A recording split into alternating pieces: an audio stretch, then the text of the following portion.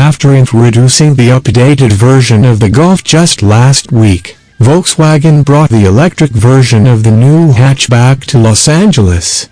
The 2017 e-Golf is a very subtle refresh inside and out, like its gas-powered siblings, but it does feature some notable mechanical upgrades.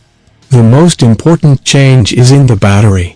A new 35.8 kilowatts per hour unit gives this e-Golf an improved range of 124 miles, as opposed to the former model's 83-mile range.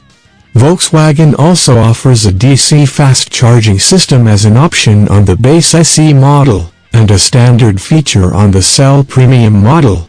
This allows the e-Golf to get an 80% charge in an hour at a DC fast charger. VW gave the e-Golf a bit of extra pep, too.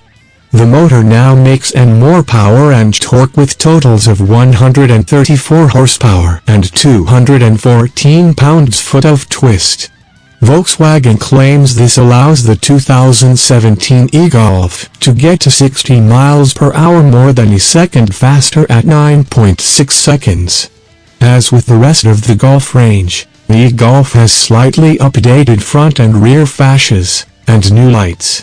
The interior also looks roughly the same, but gets new infotainment features.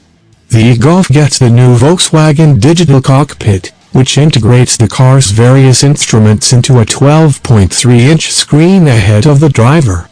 It also gets a 9.2-inch touchscreen in the center stack, which will eventually be offered with gesture controls, sometime in the next 2 years.